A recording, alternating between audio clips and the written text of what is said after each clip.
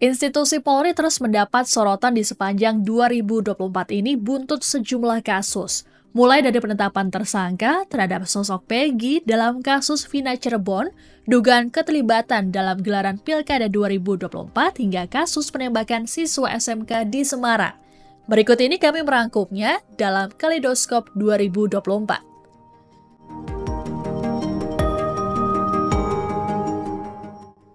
Sorotan pertama diberikan pada Polda Sumatera Barat atas tewasnya seorang bocah berusia 13 tahun bernama Afif Maulana.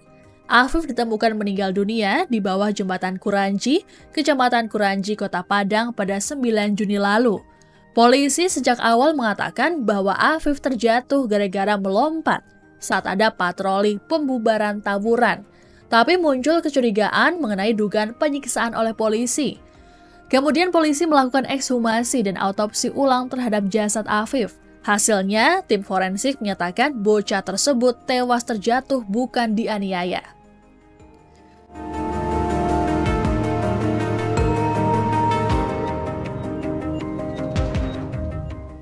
Kasus Vina Cirebon yang mencuat pada tahun ini gara-gara film membuat polisi mendapat sorotan tajam karena masih ada 3 pelaku yang masih buron, yakni Peggy alias Perong, Andi, dan Dani. Pada bulan Mei, tiba-tiba polisi menangkap seorang kuli bangunan bernama Peggy yang diyakini sebagai pelaku utama serta menghapus 2 DPO lain. Banyak yang menyaksikan penangkapan tersebut, terlebih tak ada potret yang disebar dan hanya ciri umum saja. Saat rilis kasus, Peggy dengan lantang menyatakan dirinya bukanlah pelaku pembunuhan Vina. Hingga akhirnya Peggy mengajukan gugatan pra-peradilan di Pengadilan Negeri Bandung dan berhasil menang pada Juli lalu.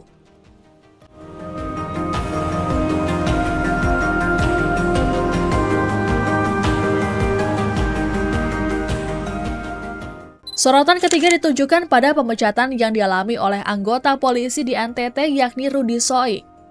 Ada 2 versi pemecatan. Menurut Polda NTT, Rudy Soik dipecat karena persoalan disiplin dan etik. Sebaliknya, perwira polisi tersebut mengaku dipecat karena upayanya menghentikan kasus mafia BBM yang melibatkan anggota polisi. Komisi 3 DPR RI pun sampai memanggil Kapolda NTT Irjen Daniel Tahimonang Silitonga untuk menjelaskan duduk perkara.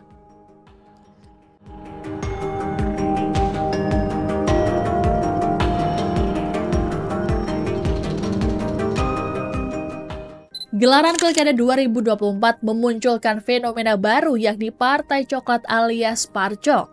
Istilah ini digunakan terkait dugaan keterlibatan institusi Polri dalam Pilkada untuk pemenangan calon tertentu. Adapun fenomena Parcok ini digaungkan oleh PDI Perjuangan yang tak terima dengan kekalahan sejumlah jagoannya.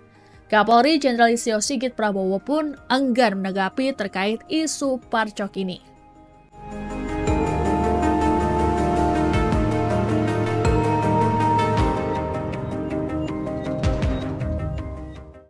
Kasus yang kemudian membuat polisi menuai sorotan selanjutnya adalah penembakan siswa SMK di Semarang. Polrestabes Semarang menyatakan bahwa korban bernama Gama ikut tawuran saat kejadian. Namun dari hasil CCTV dan para saksi di lokasi, korban hanya terlihat berboncengan dengan temannya. Pelaku yakni Aibda Robik kemudian ditetapkan jadi tersangka dan dipecat. Hingga kini kasus tersebut masih bergulir. Itu tadi merupakan sebagian dari kasus-kasus polisi yang menghebohkan sepanjang tahun 2024.